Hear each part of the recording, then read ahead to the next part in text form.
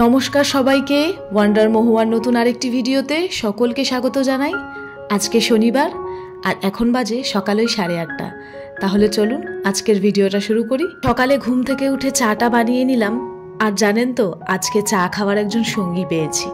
প্রত্যেক দিন ওই একা একাই চা খাই বলতে গেলে, আর কোনো সময় তো চা খাওয়াটা বাদই চলে যায়, হয় না, যেহেতু একা একা চা খাই তো ওই জন্য বাদ চলে গেলে অতটা গায়েও লাগে না।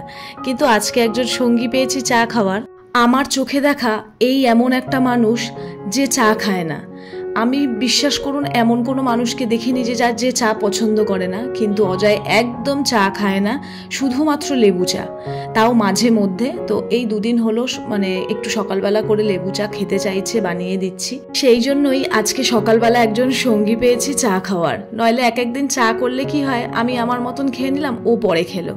ওইদিকে ঘরের কয়েকটা টুকিটাকি কাজ ছিল, সেগুলো সেরে এখন ব্রেকফাস্টটা দিয়ে দেবো। আজকে বানিয়েছিলাম সাবু কাস্টার্ড, দারুণ লাগে জানেন খেতে। এর আগেও একদিন বানিয়েছিলাম।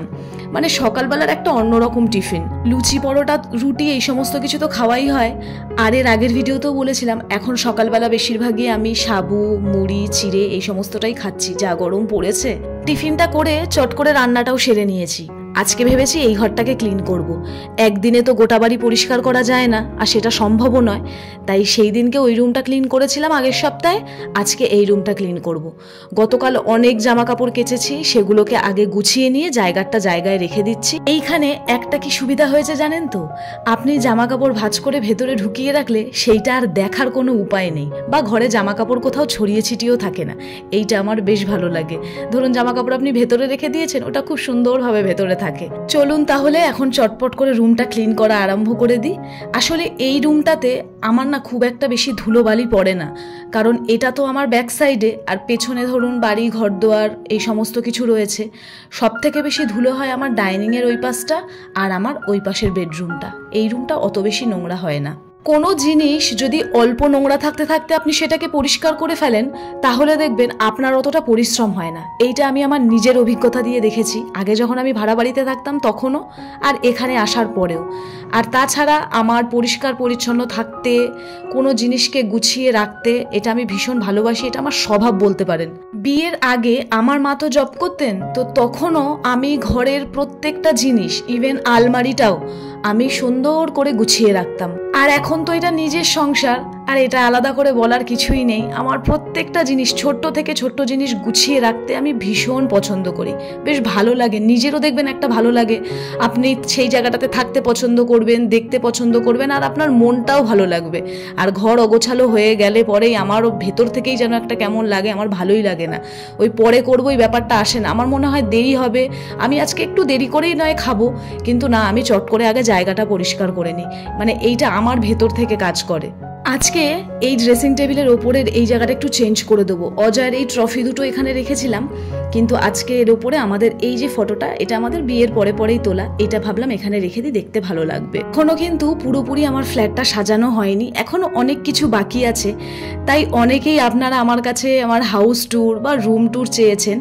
তো আমি কথা দিচ্ছি আমি অবশ্যই আপনাদের সাথে শেয়ার করব আমার হাউস ট্যুর, কিন্তু আরেকটু কাজ আমার বাকি আছে, সেগুলোকে আমি পুরোপুরি কমপ্লিট করে নিই, তারপর ডেফিনেটলি আমি আপনাদের সঙ্গে আমার হাউস ট্যুর শেয়ার করব।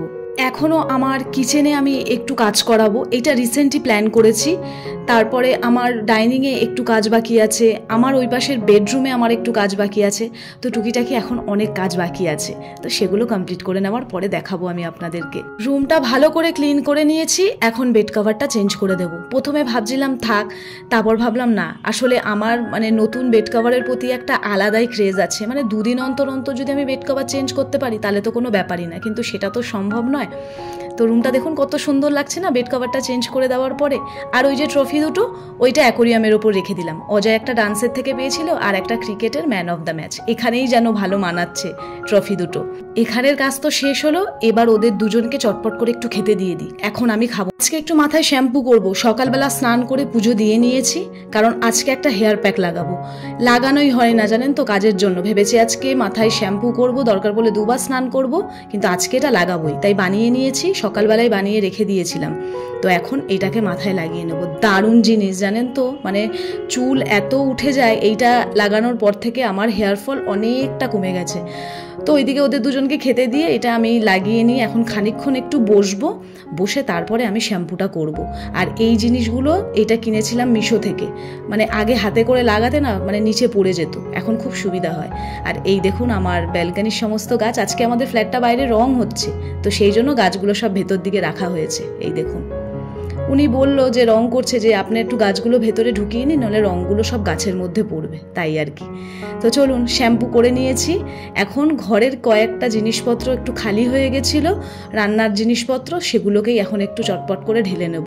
আর হ্যাঁ, আমার কিন্তু লাঞ্চ করাও হয়ে গেছে। লাঞ্চ করার পরে এই সমস্ত কাজকর্মগুলো করছি। তো তেলটা একদমই ছিল না আজকে রান্না করার পরে, তখন আর ঢালিনি। আমি বললাম থাক, পরে একেবারে কাজটা সেরে লাস্টের দিকে করব। কয়েকটা জিনিস একটু খালি হয়েছিল, কৌটো কাটি। আর এখন জানেন তো, জিনিস খুঁজে পেতে কোনো সমস্যাই হয় না।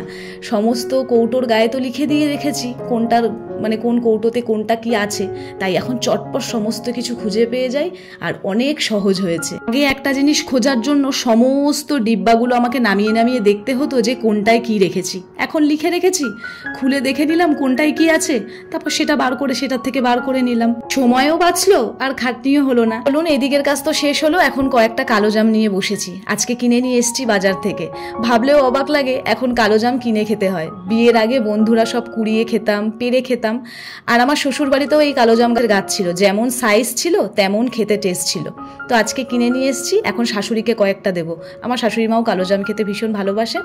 তো চলুন তাহলে আজকের ভিডিওটা এখানেই শেষ করছি। ভিডিওটি কেমন লাগলো অবশ্যই আমাকে জানাবেন। সকলে ভালো থাকবেন, সুস্থ থাকবেন। খুব তাড়াতাড়ি দেখা হবে নতুন আরেকটি ভিডিও নিয়ে।